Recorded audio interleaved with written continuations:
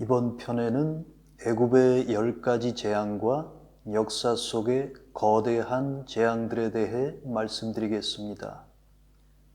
성경에 나오는 애굽의 10가지 재앙은 역사 속에서 인류의 죄악이 한계에 도달할 때마다 주기적으로 나타나는 여러 거대한 재앙들을 상징한다는 점을 설명해 드리겠습니다.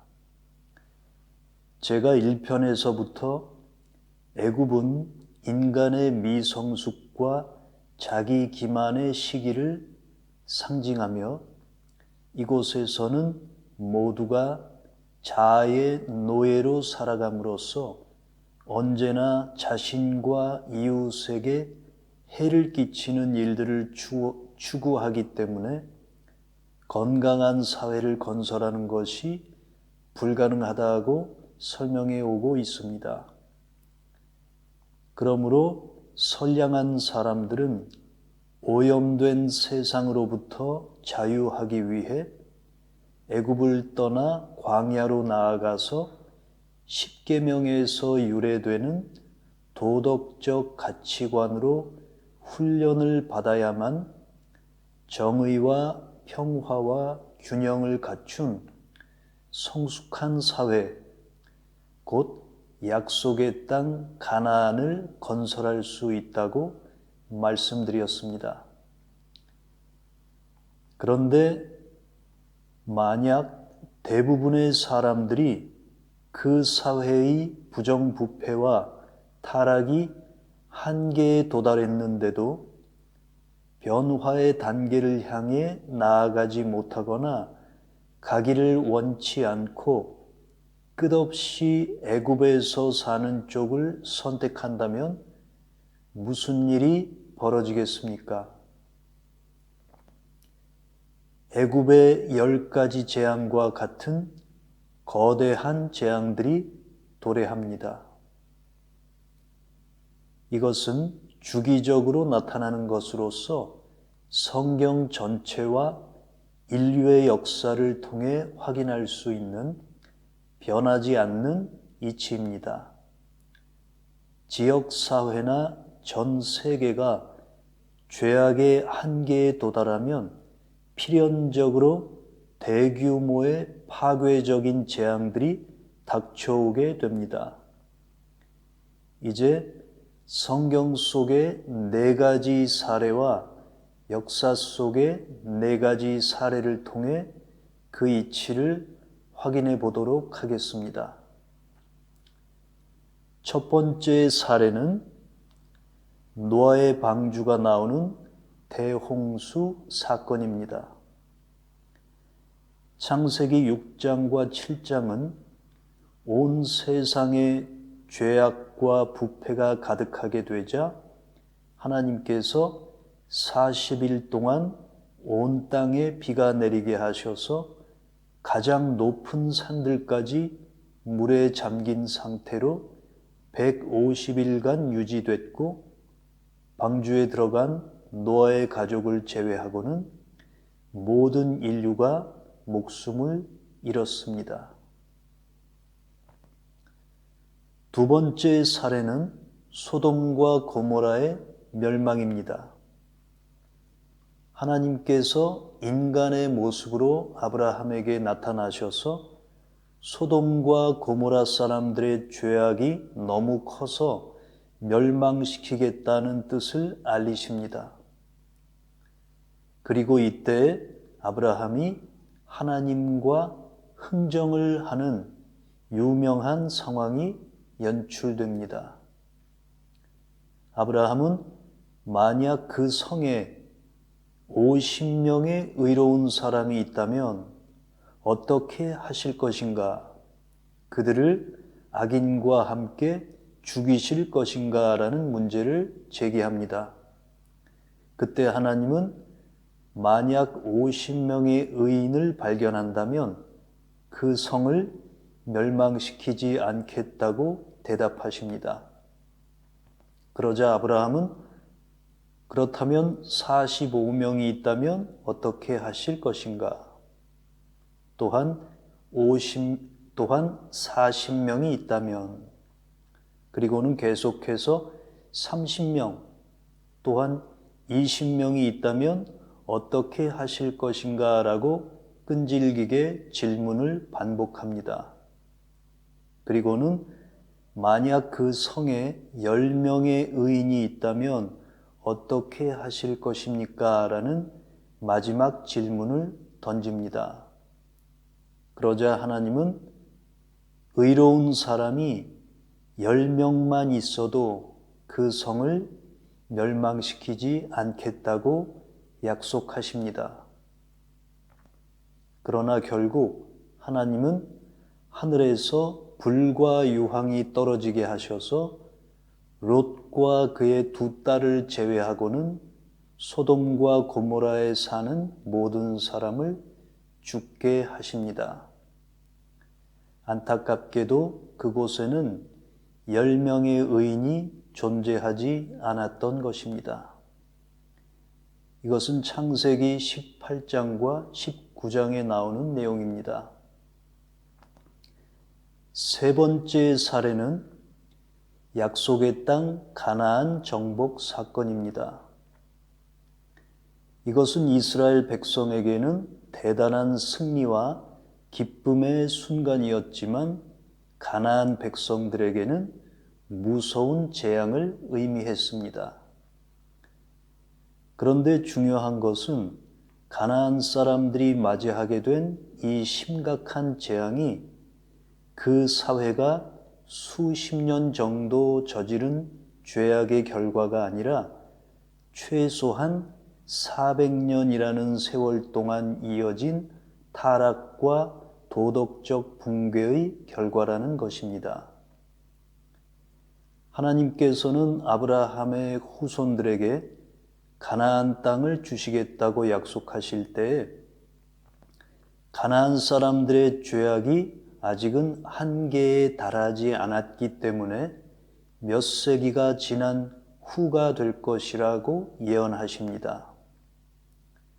하나님은 창세기 15장 16절에서 아브라함에게 내 후손들은 4대 만에 이 땅으로 돌아올 것이다. 왜냐하면 아직 아모리 족속의 죄가 절정에 달하지 않았으므로 그때까지는 내가 그들을 쫓아내지 않을 것이다 라고 말씀하십니다. 이것은 하나님의 심판이 곧바로 닥쳐오는 것이 아니며 하나님의 인내심과 그분의 시간은 우리들의 것과는 다르다는 것을 보여주는 부분입니다. 실제로 400년이 넘는 세월이 흘러 이스라엘 백성이 가나안 백성을 상대로 전쟁을 벌이기 직전에 모세는 신명기 18장을 통해서 하나님이 가나안 사람들을 그 땅에서 쫓아내시는 이유는 그들이 신에게 바치는 제물로 자신의 자녀들을 불에 태워서 죽이고 마술과 주술 그리고 귀신과 죽은 사람을 불러내는 행위를 일삼기 때문이라고 설명합니다. 이것은 그 사회의 죄악과 일탈의 수준이 어느 정도인지를 말해주는 것입니다. 성경의 마지막 사례로 주전 586년경 바벨론 제국에 의해 멸망한 예루살렘에 대해 살펴보겠습니다. 하나님은 모세를 보내셔서 이스라엘 백성을 애굽의 압제로부터 구출하시고 광야로 인도하셔서 40년 동안 10계명의 도덕과 윤리의 가치관으로 훈련하신 다음에 가나안 정복에서 승리를 안겨주셨습니다. 그래서 가나안은 이스라엘이라는 나라가 되었습니다. 그렇게 하신 하나님의 뜻은 이스라엘이라는 나라가 세상의 모든 나라들 사이에서 지혜와 정의의 모범 국가가 되는 데 있었습니다. 그러나 이스라엘은 여호수아, 사무엘, 다윗, 솔로몬, 그리고 몇몇 왕들의 때를 제외하고는 이러한 하나님의 뜻을 이루지 못했습니다. 선지서 에스겔 5장 5절과 6절은 이 상황을 이렇게 설명합니다. 주 하나님이 이렇게 말씀하신다. 이것이 예루살렘이다. 내가 그 성읍을 이방 사람들 한가운데 두고 나라들이 둘러있게 하였다. 그런데도 그 성읍은 다른 민족들보다 더 악하여 내 규례를 거스르고 둘러있는 이방 사람들보다 더 내 율례를 지키지 않았다. 그들은 내 규례를 거역하고 내 율례를 지키지 않았다. 그러므로 여기서 분명해지는 것은 십계명에서 파생되는 규례와 율례를 지키지 않고 거역하는 것이 곧 죄악이라는 것입니다. 바로 이 때문에 사도 요한은 요한일서 3장 4절에서 죄를 짓는 사람은 누구나 하나님의 법을 어기는 것이며 법을 어기는 것이 곧 죄가 됩니다. 라고 선언합니다. 이러한 성경의 가르침에 대해서 어떤 사람은 선과 악의 잣대는 주관적인 것으로서 각 지역의 문화와 철학과 종교에 따라 다를 수 있다고 주장할 수 있습니다. 하지만 선과 악의 기준이 되는 십계명의 이치를 부인할 수 없는 결정적인 두 가지 이유가 있습니다. 첫 번째 이유는 만약 세상 모든 사람들이 십계명을 지킨다면 이 세상에는 범죄나 폭력 또는 어떤 종류의 불의와 부정부패도 존재하지 않을 것이라는 점입니다. 정직하고 합리적인 사람이라면 이 사실을 부인할 수는 없을 것입니다. 두 번째 이유는 인류가 오랜 세월 동안 십계명을 거스르게 되면 반드시 거대한 재앙이 닥쳐온다는 사실입니다. 바로 이 때문에 하나님은 예루살렘 주민들에게 심판을 선포하셨습니다. 에스겔 5장 12절은 그 심판이 어떻게 임할지를 말합니다.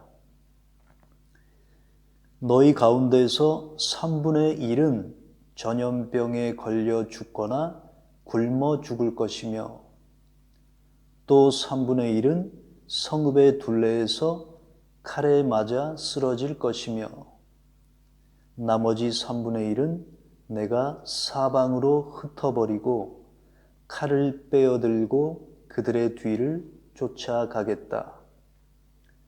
또한 17절에는 사나운 짐승을 보내어 너희 자식들을 앗아가겠다는 내용이 추가됩니다. 여기서 우리가 집중해야 할 부분은 이 예루살렘의 멸망에서 언급되는 네 가지 재앙이 성경 속에서와 인류의 역사 속에서 끊임없이 반복된다는 점입니다. 이것은 전염병과 기근과 칼과 사나운 짐승을 말하는데 실제로 예루살렘은 이 네 가지 재앙에 의해 멸망했습니다. 그리고 이 네 가지 재앙은 바로 요한계시록에 나오는 네 번째 말을 탄 자가 가진 재앙들로서 6장 8절에서 이렇게 말합니다. 내가 보니 청황색 말이 있는데 그 위에 탄 자의 이름은 죽음이었으며 지옥이 그 뒤를 따르고 있었습니다. 그들은 칼과 기근과 전염병과 들짐승들을 가지고 땅의 4분의 1을 죽이는 권세를 받았습니다. 이제는 이 네 가지 재앙이 역사를 통해서 반복적으로 나타난다는 사실을 확인해 보도록 하겠습니다. 여기서 말하는 전염병은 전염성이 강하고 사망률이 높은 질병이 사람들을 집단적으로 죽이게 되는 것을 뜻합니다. 그리고 기근은 식량 부족으로 인해 수많은 사람이 목숨을 잃는 것을 뜻합니다. 또한 칼은 전쟁을 의미합니다. 짐승들은 수많은 사람의 목숨을 앗아가는 자연의 공격을 상징합니다. 성경의 시대에는 이 사나운 짐승들의 공격이 실제로 아주 무서운 재앙이었는데 문명이 발달하면서 이 같은 짐승들이 도시 밖으로 쫓겨나면서 오늘날에는 더 이상 재앙의 상징이 되지 않고 있습니다. 따라서 우리 시대에는 이 단어를 자연재해로 바꾸는 것이 적절할 것입니다. 그럼 이제는 전염병, 전쟁, 기근, 그리고 자연재해라는 이 네 가지 재앙이 역사 속에서 인류의 죄악이 극에 달할 때마다 반드시 출현한다는 사실을 살펴보겠습니다. 성경시대 이후 역사 속에서 눈에 띄는 첫 번째 사례는 로마 제국의 도시였던 폼페이의 멸망입니다. 서기 79년 이탈리아 남부에 위치한 베수비오 화산이 폭발하면서 근방에 있던 폼페이와 인근 지역들이 완전히 파괴되었습니다. 도시 전체가 섭씨 500도가 넘는 화산재와 유독가스와 돌덩어리들로 뒤덮였는데 이 화산잔해들의 두께는 평균 6m나 된다고 합니다. 따라서 이 화산 분출물들이 떨어지기 전에 도시를 빠져나간 사람들을 제외하고는 모두가 질식하거나 타 죽었을 것입니다. 역사의 기록과 고고학적 증거들에 따르면 폼페이 사회의 성적 부도덕과 폭력과 부정부패는 극도에 달했던 것으로 보입니다. 이 도시의 영적인 상태와 그 멸망당하는 모습은 소돔과 고모라와 아주 흡사합니다. 두 번째 사례는 6세기에 발생한 유스티니아누스 역병입니다. 유스티니아누스 황제의 통치 기간 중에 유럽과 아프리카 그리고 아시아와 중동 지역까지 확산된 이 전염병은 541년과 543년 사이에 2,500만 명에서 5천만 명의 목숨을 앗아간 것으로 추정됩니다. 이것은 당시 전 세계 인구의 13%에서 26%가 이 병으로 목숨을 잃었다는 것을 뜻합니다. 제가 1편에서 부패한 사회의 배후에는 부패한 종교가 있다고 말씀드렸습니다. 그런데 종교를 부패하게 만드는 가장 쉬운 방법은 정치권과 결탁시키는 것입니다. 따라서 기독교 신앙은 서기 312년부터 콘스탄틴 황제의 공식적인 지지를 받게 되면서 타락의 운명을 맞이하게 된 것입니다. 그리고는 380년에 로마 제국의 공식 종교가 되면서 본격적인 타락의 길에 접어들었습니다. 종교가 돈과 권력을 누리게 되면 필연적으로 부패하게 됩니다. 그리고 종교가 부패하면 그 사회는 방향을 잃게 됩니다. 그러므로 2세기가 지난 유스티니아누스 황제의 시대에는 권력자들의 부패와 압제, 그리고 사회의 일상화된 부도덕이 한계에 도달했습니다. 따라서 과거의 사례들과 마찬가지로 큰 재앙을 초래하게 된 것입니다. 세 번째 사례는 14세기에 창궐한 흑사병으로서 역사상 가장 무서운 전염병입니다. 이 질병은 1347년에서 1353년 사이에 유럽과 아시아 그리고 북아프리카에서 8천만 명에서 2억 명의 목숨을 앗아갔다고 합니다. 그것은 당시 세계 인구의 20%에서 50%에 달하는 수치입니다. 지금까지 살펴본 성경의 원리에 따르면 이처럼 큰 재앙은 몇십 년 정도 진행된 도덕적 회의의 결과일 수는 없으며 최소한 수백 년간 이어진 타락의 결과여야 합니다. 그러므로 그 진행 과정에 대해 생각해 보겠습니다. 우리는 종교가 정치와 연합하면 부패한다고 했습니다.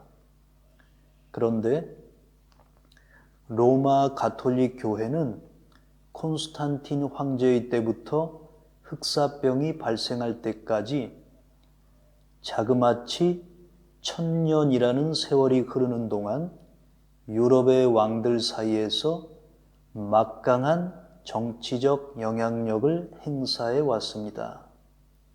이것은 이 강력한 종교 기관이 그동안 얼마나 심하게 부패해 있었을지를 짐작하게 해주는 지표입니다. 우리는 단지 십자군 전쟁의 역사만을 보더라도 당시 종교인들이 신앙을 이해하는 데 있어서 얼마나 빗나가 있었는가를 확인할 수 있습니다. 교황청은 1096년부터 1291년까지 약 200년에 걸쳐서 8번의 십자군 전쟁을 추진해 수백만 명에 달하는 기독교인과 무슬림이 생명을 잃게 만들었습니다. 그 목표는 기독교 세계를 위해 무슬림의 손에 넘어간 성지 예루살렘을 탈환하는 것이었습니다. 여기서 중요한 것은 이 8차례의 십자군 전쟁은 각기 다른 시기에 서로 다른 7명의 교황에 의해 추진됐다는 것입니다. 따라서 십자군 전쟁이 어떤 특정한 교황의 실수나 잘못된 판단의 결과라고 생각할 수 없습니다.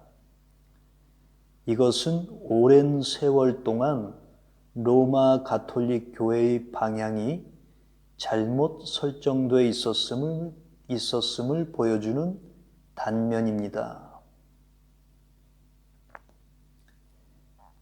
만약 교황들이 약속의 땅을 정복했던 이스라엘 백성을 따라한 것이라면 성경과 예수님의 가르침을 제대로 이해하지 못했던 것입니다. 가나안 정복은 영적 전쟁과 영적 성숙의 상징, 즉 의로운 사람의 마음 속에서 벌어지는 내면의 싸움과 영혼의 등불을 밝히는 것, 그리고 악에 대한 선의 승리를 상징하는 것입니다. 그리스도인들이 육체적으로 따라해야 할 전쟁이 아니었던 것입니다. 사도 바울은 에베소서 6장 12절에서 우리는 사람을 대항해서 싸우는 것이 아니라 어두운 세상을 지배하고 있는 악한 영들을 대항해서 싸우는 것이라고 가르칩니다. 그리고 예수님께서는 십자가에 못 박히시기 전날 밤 이 부분에 대해서 분명한 말씀을 주셨습니다. 요한복음 18장에서 유대의 총독이었던 빌라도가 내가 유대인의 왕이냐? 라고 질문하자 예수님께서는 내 나라는 이 세상에 속하지 않았다. 만일 내 나라가 이 세상에 속했다면 내 종들이 싸워 내가 유대인들에게 넘어가지 않게 했을 것이다. 그러나 내 나라는 이 세상에 속한 것이 아니다 라고 대답하셨습니다.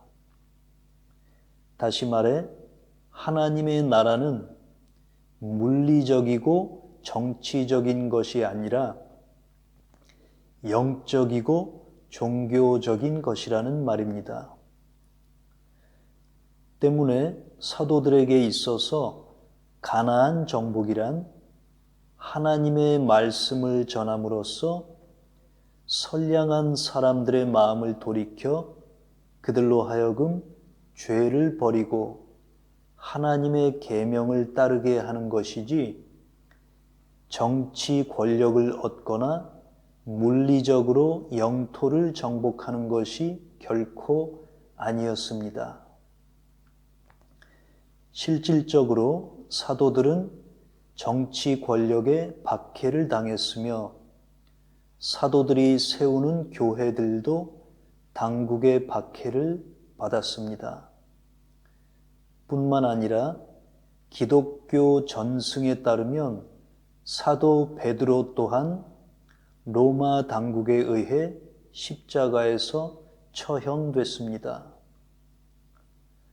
따라서 교황들이 스스로를 사도 베드로의 계승자로 여기면서 로마의 권위를 등에 업고 여러 왕들 위에 정치 권력을 행사하며 군대의 힘을 동원해 예루살렘이라는 물리적 영토를 정복하려고 했다는 것은 그들이 그리스도의 진정한 가르침에서 얼마나 동떨어져 있었는지를 보여주는 것입니다. 이것은 교황청과 그 추종자들이 눈에 보이는 물질적인 세상에서 하나님의 나라를 세우려 했다는 것을 뜻합니다.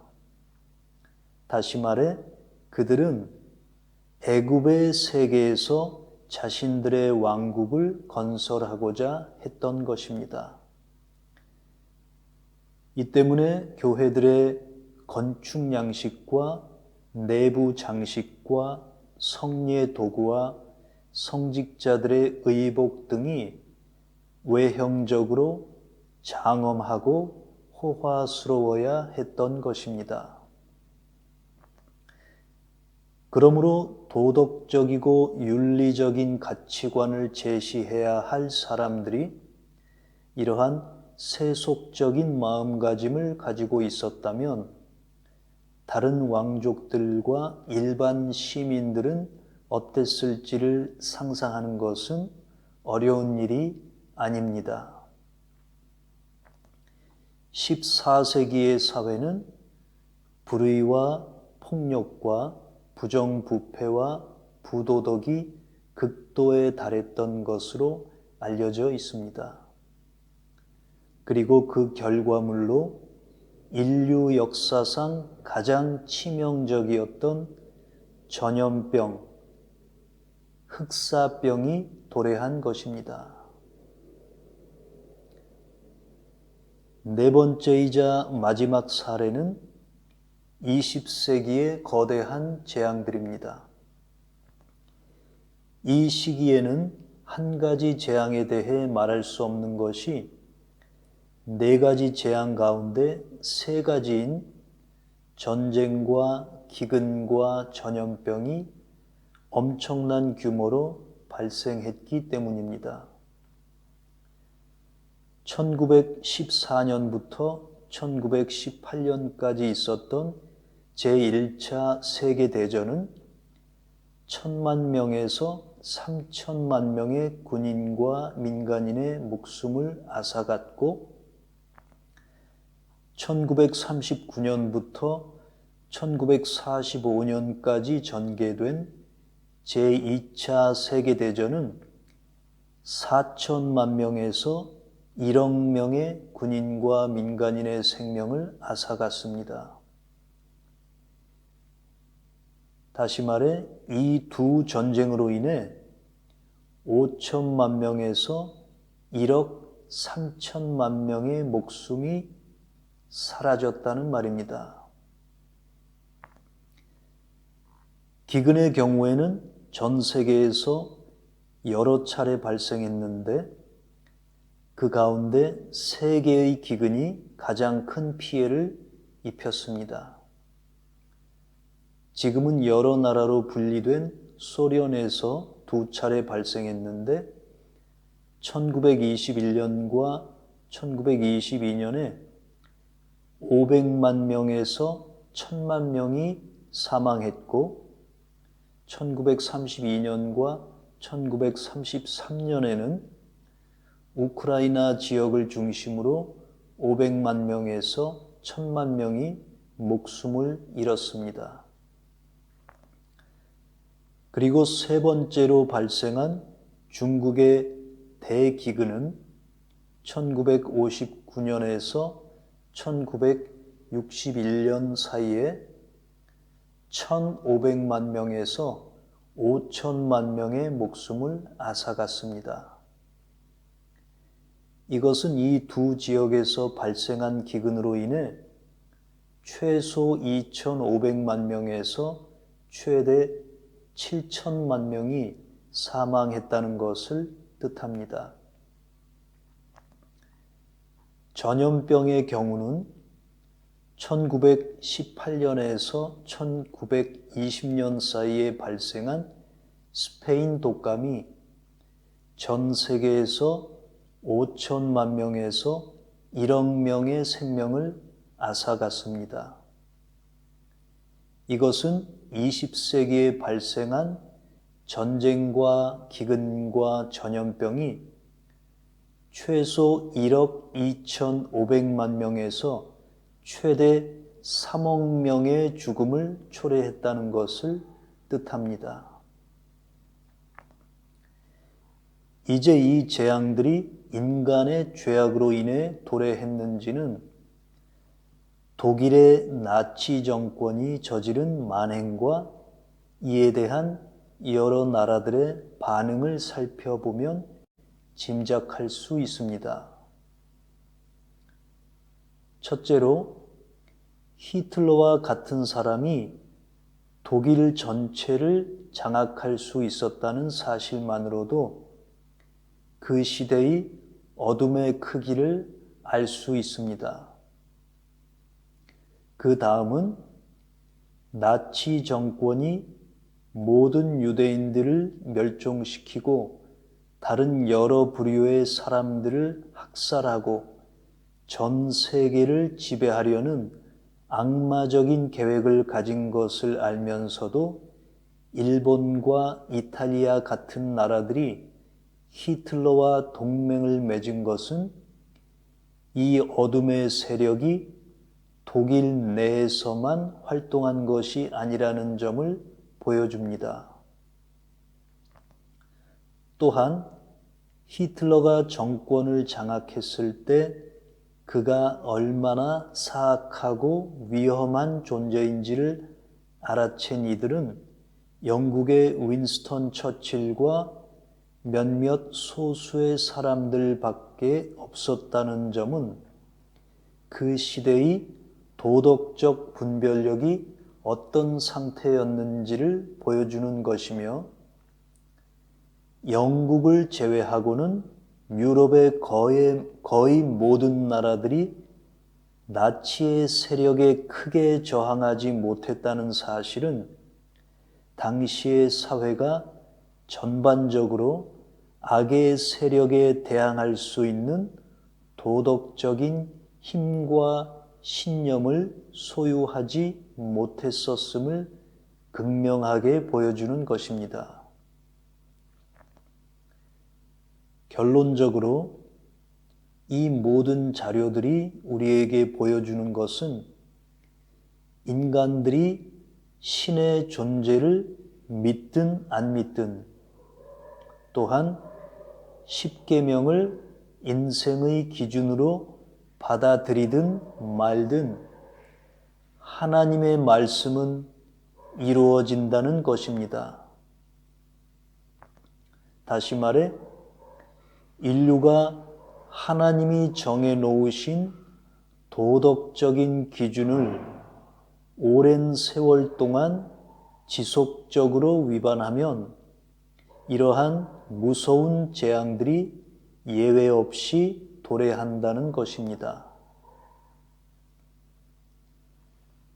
그러므로 우리는 이제 깊은 잠에서 깨어나 영적인 이치에 주의를 기울여야 할 때입니다.